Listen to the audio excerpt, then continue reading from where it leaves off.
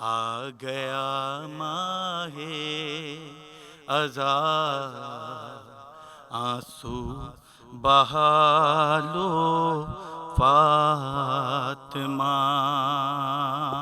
اعوذ باللہ من الشیطان الرجیم، بسم اللہ الرحمن الرحیم۔ پناہ مانگتا ہوں اللہ کی شیطان مردود سے، شروع کرتا ہوں اللہ کے نام سے جو بڑا مہربان اور مسلسل رحم کرنے والا ہے۔ قائم ٹی وی کراچی اسٹوڈیوز سے آپ کا میزبان اقبال حیدر ندیم پروگرام تاریخی کربلا کے ساتھ حاضر خدمت ہے اور سلام عرض کرتا ہے۔ ناظرین کرام، آج اس سلسلے کا چوتھا پروگرام پیش کیا جا رہا ہے۔ ہنس ہنس کے لٹ رہا تھا جو مہمان کربلا، اس کے لہو سے اور بڑھی شان کربلا، چھاتا رہا زمانے پہ اتنا ہی بن کے غم جتنا چھپایا خون شہیدان کربلا۔ پروگرام تاریخ کربلا میں ہم مسلسل مارکہ کربلا کے مختلف پہلوؤں پر گفتگو کر رہے ہیں، مارکہ کربلا کے مختلف پہلوؤں پر گفتگو کر رہے ہیں۔ ہمارے ساتھ تشریف فرما ہیں اس ملک کے ممتاز عالم دین، مفسر قرآن، عالی جناب حضرت علامہ سید رضی جعفر نقوی صاحب۔ جی السلام علیکم۔ وعلیکم السلام مزاج علی۔ بہت شکریہ پروردگار، آپ ٹھیک ٹھاک ہیں؟ الحمدللہ۔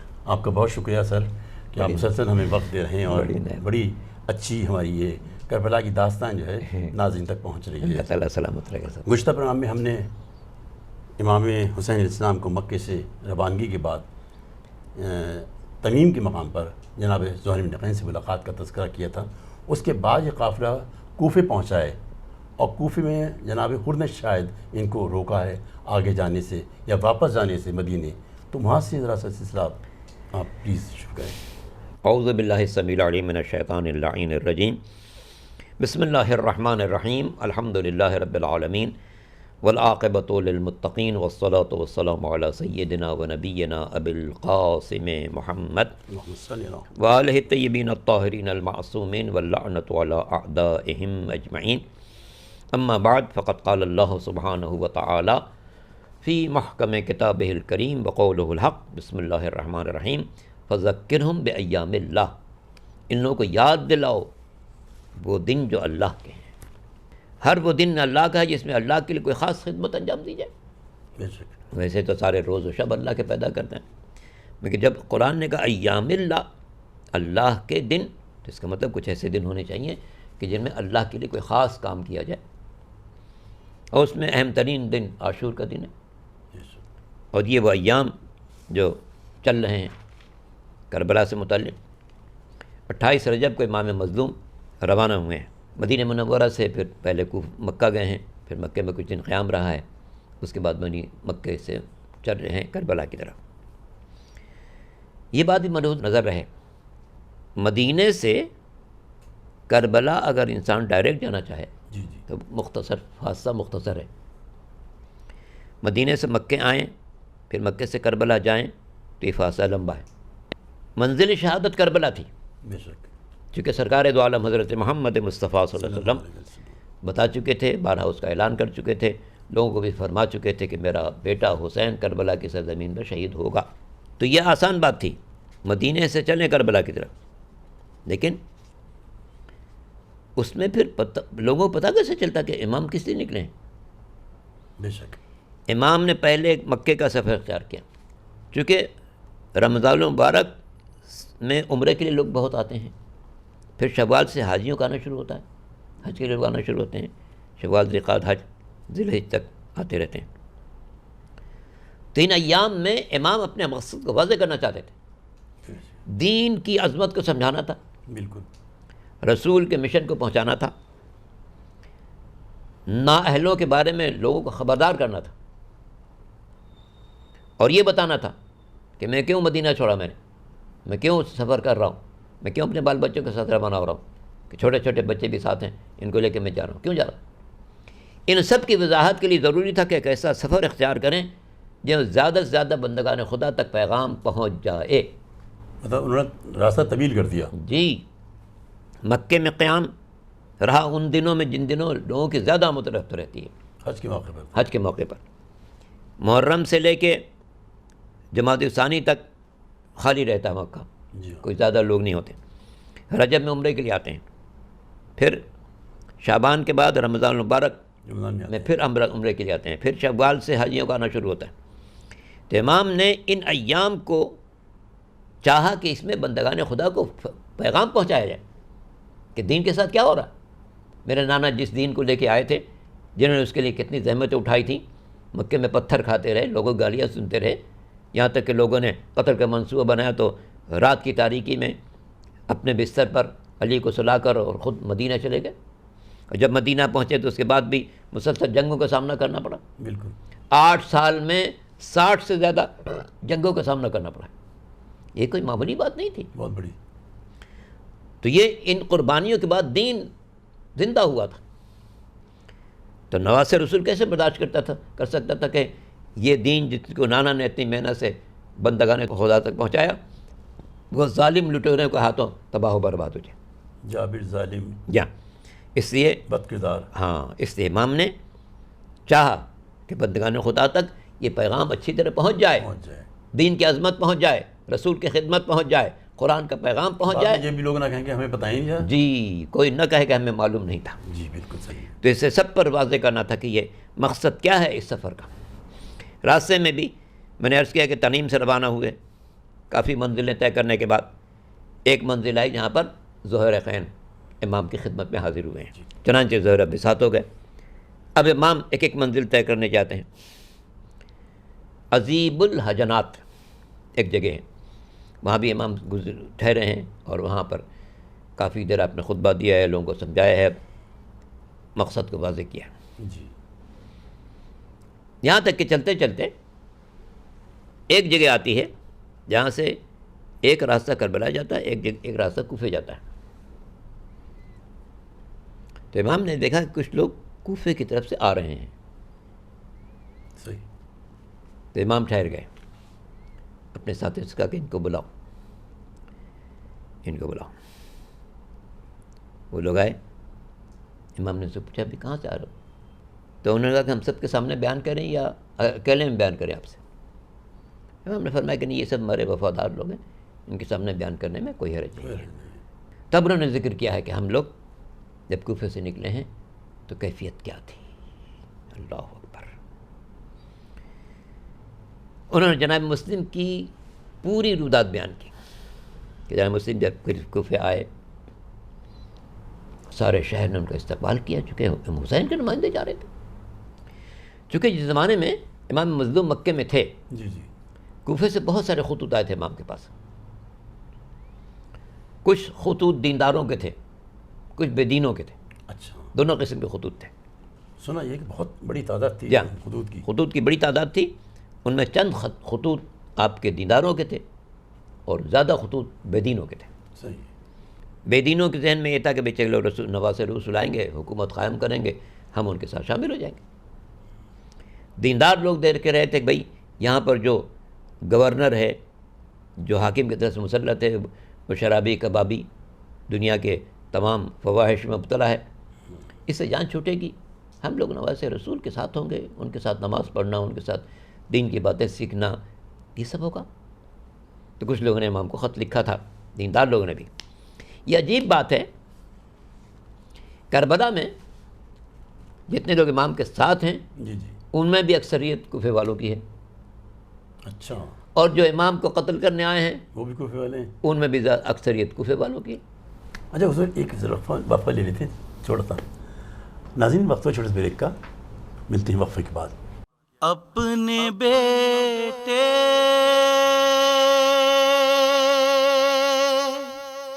کی صفے ماتم بچھا لو، فاطمہ آ گیا ماہ ازاں، آنسو بہا لو فاطمہ.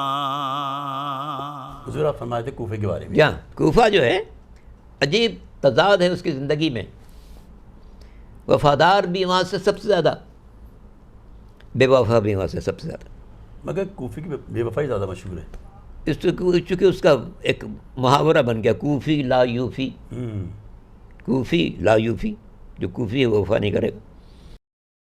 ایک حد تک یہ بات صحیح ہے، ایک حد تک صحیح نہیں ہے۔ اگر پوری صحیح ہوتی تو مولائے کائنات امیر المومنین علی بن ابی طالب علیہ السلام مدینہ چھوڑنے کے بعد کوفے کو مرکز نہ بناتے۔ وہ کوفی کو میرے خیال میں جو میں نے تھوڑا بہت دیکھا ہے، وہ وہاں پر سازشیں بہت تھیں، ان سازشوں کو ختم کرنے کے لیے مولا علی نے کوفے کو دارالحکومت بنایا تھا تاکہ ہم بیٹھ کر ان کی سازشوں کو پکڑ سکیں۔ شاید یہ بات صحیح ہو اگر آپ نے کسی معتبر کتاب میں پڑھی ہے، جی جی لیکن امام کی جو پہلی جنگ ہوئی ہے، جی جی جنگ جمل ہے، بالکل بصرے میں ہوئی ہے، ٹھیک۔ بالکل امام کی مدد کے لیے بھی جو سب سے زیادہ لوگ آئے تھے وہ کوفے کے لوگ آئے تھے۔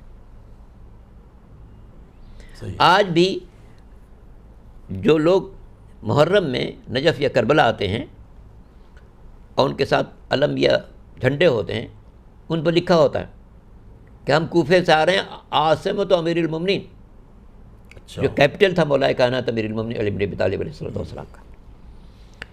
تو بصرے میں جب جنگ ہوئی ہے، جی جی جنگ جمل، اس میں امام کے جو حمایتی سب سے زیادہ تھے وہ کوفے سے آئے ہوئے تھے، کوفے سے آئے ہوئے تھے، بصرے کے لوگ نہیں تھے۔ جنگ بصرے میں ہو رہی ہے کوفے سے لوگ آئے مطلب مگر کوفے سے ہم کی مدد کے لیے۔ اور شہید بھی ہمارے جتنے ہیں زیادہ جو کربلا کے شہداء ہیں، جو یہی میرا ہے، کربلا کے جو شہداء ہیں وہ بھی بڑی تعداد ان میں بہت کوفی ہیں۔ کوفیوں کی ہے، اور جو امام کے قاتل ہیں ان کی بڑی تعداد بھی کوفے کی ہے۔ تو یہ کوفہ متضاد کا مجموعہ ہے۔ صحیح ہے۔ تو چونکہ امیر المومنین بصرے میں جو ان کی جنگ ہوئی ہے جنگ جبل، اس میں سب سے زیادہ تعداد کوفے کے مجاہدین کی تھی جو امام کا ساتھ دے رہے تھے۔ اس جنگ میں امام کے چند آدمی شہید ہوئے تھے، باقی شکست دشمن کو ہوئی تھی۔ تو اس وقت ان لوگوں نے امام سے اصرار کیا کہ مولا آپ یہ سب آپ کے ساتھی کوفے کے ہیں، آپ کوفے کو مرکز بنائیے۔ چونکہ کوفے کو مرکز بنانے میں کئی باتیں تھیں سیاسی نقطہ نگاہ سے بھی، چونکہ کوفہ ایک فوجی چھاونی بھی تھا جی ایک زمانے سے، پھر شام کے قزاق کا مقابلہ کرنے کے لیے بھی کوفہ مناسب جگہ تھا۔ پھر ایک بات اور پیش نظر رکھیں، جس طرح مولا کائنات امیر المومنین علی بن ابی طالب علیہ السلام نے کوفے کو اپنا مرکز بنایا ہے، جی جی سرکار قائم عالم محمد امام زمانہ عجل اللہ تعالیٰ فرجہ شریف جب تشریف لائیں گے وہ بھی اپنا مرکز کوفے کو بنائیں گے۔ بالکل۔ تو میں ان سے جب قافلہ کوفے پہنچا ہے اور جناب ہر نے وہاں پر تو میں عرض کر رہا تھا ہو گئے، وہ تھوڑا جی ہاں، میں عرض کر رہا تھا جی کہ اب جب اس جگہ پہنچے تو یہ کوفہ جو ہے یہ میں کہہ سکتا ہوں کہ یہ متضاد جی اس کے دونوں پہلو ہیں۔ صحیح۔ ہماری علمی دنیا میں کوفیین علماء کی ایک بہت بڑی تعداد ہے، ہر فن میں، نحو، صرف، علم کلام، حدیث، تفسیر، فقہ، ان سب میں کوفے والوں کی بڑی تعداد ہے۔ اچھا، کوفہ ایسا مرکز تھا اہل علم کا کہ چھٹے امام حضرت جعفر صادق علیہ السلام کے زمانے میں جب تھوڑی سی آزادی ملی تو امام کے لیے بہت دفعہ بات ملتی ہے کہ امام مدینے سے آتے تھے، کوفے میں کچھ دن قیام کرتے تھے، چونکہ یہ علم پرور شہر تھا۔ صحیح۔ تو دو راستے جا رہے تھے، ایک کوفہ ایک کربلا۔ تو امام نے دیکھا کہ کوفے سے کچھ لوگ آ رہے ہیں۔ امام نے ان لوگوں سے پوچھا کہ بھائی تم آ رہے ہو کوفے سے، تم نے کیا حالات دیکھے؟ ان کا مولا بیان کرنا مشکل ہے، کیا نہیں بتاؤ؟ تو انہوں نے پھر تفصیل بتائی کہ جب جناب مسلم آئے تو چونکہ پورے شہر میں یہ تھا کہ بھئی امام کا نمائندہ آیا ہے، تو اس سے پورے شہر نے ان کا استقبال کیا، 18,000 آدمی نے بیعت کی، اور پھر ان کی اقتداء میں نماز ہونے لگی اور لوگ بہت خوش تھے کہ بھائی چلو نواز رسول خود تشریف نہیں لائے ہیں تو ان کا نمائندہ آ گیا ہے۔ روزہ نماز بھی ہوتی تھی، خطبہ بھی ہوتا تھا، تربیت دین بھی ہوتی تھی، یہ سب کو کام ہو رہا تھا۔ ادھر جب شام میں یہ خبر پہنچی کہ کوفے میں حسین کے نمائندے آ چکے ہیں اور سارے لوگوں کا رخ انہی کی طرف ہے، صحیح۔ تو دمشق سے بصرے کے حاکم کو حکم دیا گیا، ابن زیاد کو کہ تم کوفے جاؤ، مگر اس انداز سے جاؤ کہ لوگ نہ پہچانے کہ ابن زیاد آ رہا ہے، روپ بدل کے پہنچ وہاں پر۔ ہاں، وہ راستہ اختیار کرو جو مدینے سے آ رہا ہے، اچھا ہوتا کہ وہ دھوکے میں آ جائیں لوگ، تاکہ لوگ دھوکے میں آ جائیں۔ لباس بھی ویسا اختیار کرو جو مدینے والوں کو ہوتا ہے، بلکہ بنی ہاشم کا ہوتا ہے. کیا چال لگی تھی. بولے لباس اختیار کرو، اپنے ساتھیوں کو بھی وہ لباس پہناؤ جو مدینے والوں کا ہے، راستہ وہ اختیار کرو جو مدینے سے کوفے کی طرف آتا ہے، یہ سب اختیار کرو. اور دیکھو رات کے وقت داخل ہونا. چنانچہ اس نے یہی کیا، ایک بڑا لشکر اپنے ساتھ رکھا، راستہ وہ اختیار کیا کہ جو مدینے سے کوفے آ رہا ہے. پھر اپنے سر پر ویسے امامہ رکھا جیسا بنی ہاشم کا ہوتا ہے، لباس وہی رکھا جو بنی ہاشم کا ہوتا ہے. تو دیکھنے والوں نے سمجھا کہ اچھا امام کو آنا تھا، وہ تشریف لا رہے ہیں. چنانچہ غیر معمولی استقبال ہو گیا اس کا، اور وہ مجمع کے ساتھ پیچھے مجمع ساتھ ساتھ چل رہا ہے، یہاں تک وہ دارالعمارہ پہنچ گیا. دارالعمارہ پہنچ گیا، اور دارالعمارہ جب پہنچا تب لوگوں کی آنکھ کھلی، اچھا کچھ ہمارے ساتھ گڑبڑ ہو گئی. چنانچہ دارالعمارہ میں ظاہر رات کا وقت تھا، اس نے آرام کیا. صبح اس نے اعلان کیا کہ میں آیا ہوں اس شہر کا کنٹرول سنبھالنے کے لیے، جو میری مخالفت کرے گا بے قصور یا قصوروار ہو میں اس کو قتل کروں گا. اس اعلان سے دھمکی دے دی. ہاں، بے قصور یا قصوروار ہو میں اس کو قتل کروں گا جو میری مخالفت کرے. اس کے بعد تو پھر ایک ہیبت تو طاری ہو گئی. جناب مسلم کے فالوور گھٹنا شروع ہوئے، کیونکہ جتنے زیادہ کے حاکم کے جتنے لوگ تھے انہوں نے پورے شہر میں. اچھا وہ طاقتور بھی ہوتے ہیں نا، حکومت کے ساتھ ظاہر طاقت ہے بھی ہوتی حکومت ہے. کے ساتھ طاقت ہوتی ہے، فوج ہوتی ہے، سپاہی ہوتے ہیں. تو لوگوں کو ڈرانا دھمکانا شروع کیا گیا کہ جو مسلم کے پیچھے نماز پڑھے گا اس کی خیر نہیں ہے، اس کے گھر کی خیر نہیں ہے. اتنی دھمکیاں کہ رفتہ رفتہ لوگ مسلم سے چھٹنے لگے. یہاں تک کہ وہ وقت بھی آیا کہ جناب مسلم آیا، نماز پڑھائی. تو نماز جب شروع کی ہے تو بڑی تعداد تھی لوگوں کی، لیکن نماز ختم کی ہے اس وقت تک پورا مجمع چھٹ چکا تھا. چھٹ گیا. چونکہ بتا دیا گیا تھا، سب کو اعلان ہو گیا تھا کہ جو مسلم کو ساتھ دے گا اس کی خیر نہیں ہے. یعنی مجمع چھٹ گیا. ہم مسلم چلے مختلف علاقوں سے گزرتے جا رہے ہیں. کیا بات ہے بھائی، آج ہر طرف اجنبیت کا ماحول، کوئی اپنے گھر ٹھہرانے کو تیار نہیں. کہاں وہ وقت تھا کہ ہر شخص ویلکم کہہ رہا تھا، آج یہ وقت ہے کوئی شخص ٹھہرانے کو تیار نہیں. جناب مسلم نقی کو جب شہید کیا گیا کیا تو اس کے بعد امام حسین نے کیا اپنا سفر کس طرح سے اختیار کیا جب انہیں اطلاع ملی کہ جناب مسلم کو شہید کر دیا گیا ہے؟ جی ہاں، جناب مسلم کی شہادت کے بعد امام نے جناب مسلم کے جو بھائی ساتھ میں تھے جی جی ان کو خبر دی. سب نے گریہ کیا. مسلم کی بیٹی کو امام نے دلاسا دیا، تسلی دی، پرسہ دیا. پھر وہ منزل آتی ہے کہ جب امام مظلوم کوفے کی طرف جا رہے تھے، لیکن چونکہ راستے میں ہور آیا جی اور اس نے کہا کہ نہیں، آپ کوفے نہیں جا سکتے، آپ جس راستے پر جانا چاہیں جا سکتے ہیں. تو امام کی چونکہ آخری منزل کربلا تھی تو امام نے وہی راستہ اختیار کیا جو کربلا کی طرف جاتا تھا. یہاں تک کہ چلتے چلتے آپ اس سرزمین پر پہنچ گئے کہ جس طریقے سے سرکار دو عالم کے لیے جب ان کی سواری ابو ایوب انصاری کے گھر پر رک گئی جی جی تو پیغمبر نے کہا بس یہی میری اقامت گاہ ہے. امام مظلوم کی بھی سواری جب چلتے چلتے رک گئی تو آپ نے لوگوں سے پوچھا کہ بھئی آج کون سی جگہ ہے؟ تو انہوں نے کسی نے کہا غازریہ ہے، کسی نے کہا شط الفرات ہے، کسی نے کہا نینوا ہے. جب ایک شخص نے کہا کربلا اس کا نام ہے، کہا کربن و بلا. پھر امام نے اپنے خیمے وہیں نصب کرائے. اللہ اکبر، کیا وقت ہوگا جب نواز رسول بے آب و گیا زمین پر، بے آب و گیا زمین پر خیمہ نصب کرا رہا ہے. خیمہ نصب کرانے کے سے پہلے قریب میں بنی اسد کے لوگوں کو بلایا، زمین خریدی تاکہ جو شہادت ہو اپنی زمین پر ہو، اجنبی زمین پر نہ ہو. زمین خریدی اور ان سے کہا کہ دیکھو ہم یہاں پر شہید ہونے کے لیے آئے ہیں، ہمارے شہادت کے بعد ہمارے لاشوں کو دفن کرنے کی کوشش کرنا، اور جب کوئی زائر ہماری زیارت کو آئے تو اس کو 3 دن مہمان رکھنا. اللہ اکبر، چونکہ امام مظلوم خود 3 دن کے بھوکے پیاسے شہید ہونے والے تھے، اس لیے حکم دے کے جا رہے ہیں کہ جو ہمارا زائر آئے اس کو 3 دن مہمان رکھنا. اس کے بعد امام مظلوم نے بنی اسد کے لوگوں سے کہا، اے بنی اسد کے لوگوں، دیکھو ہم نے یہ زمین تم سے خریدی ضرور ہے، مگر نہ ہم یہاں پر مکان بنانے والے ہیں، نہ کوئی جائیداد بنانے والے ہیں، نہ باغات لگانے والے ہیں، نہ زراعت کرنے والے ہیں، ہم یہاں شہید ہونے کے لیے آئے۔ دیکھو ہمارے جو قاتل ہے وہ انتہائی بے رحم قاتل ہے، کوئی ہمیں دفن کرنے والا نہ ہوگا۔ اے بنی اسد کے لوگوں، جب تم یہاں آؤ اور دیکھو کہ ہمارے لاشیں بکھرے ہوئے ہیں تو ہمیں دفن کرنے کی کوشش کرنا۔ اور اے بنی اسد کے لوگوں، اگر تمہارے مردوں کی اجازت نہ ہو، عورتیں آئیں اور لوگوں سے فریاد کریں، اے لوگوں یہ دیکھو نواز رسول کا لاشا پڑا ہے، اس کو دفن کرنے کی کوشش کرو۔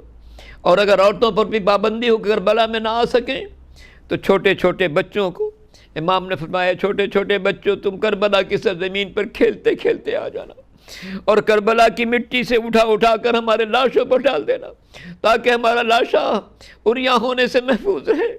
اللہ اکبر، نواز رسول ہے، کربلا کی سرزمین پر اتنا بے بس ہو چکا ہے کہ بچوں سے مطالبہ کر رہا ہے، بچوں اگر تم دیکھو کہ تمہارے بڑوں کو ہمیں دفن کرنے سے منع کیا جا رہا ہے تو تم کھیلتے کھیلتے ہی آ جانا اور تھوڑی تھوڑی مٹی اٹھا کر ہمارے لاشوں پر ڈال دینا۔ اللہ اکبر، میں سمجھتا ہوں افلاک سے آواز آ رہی ہوگی، واہ حسینہ، ہائے میرا حسین کتنا مظلوم ہے کہ جس کو دفن کے سلسلے میں بچوں سے فریاد کرنی پڑ رہی ہے۔ اللہ لعنت اللہ علی القوم الظالمین۔ موت کے دیار میں زندگی حسین ہے، ظلمتوں کے شہر میں روشنی حسین ہے۔ آدمی ذلیل بھی، آدمی عظیم بھی، آدمی یزید تھا، آدمی حسین ہے۔ ناظرین کرام، ابھی آپ اپنے پروگرام تاریخ کربلا میں حضرت علامہ سید رضی جعفر نقوی صاحب کی گفتگو سماعت فرما رہے تھے۔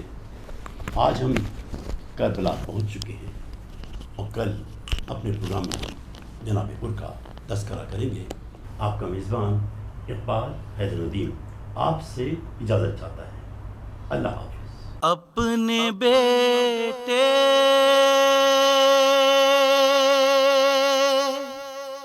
کی صفے ماتم بچھا لو، فاطمہ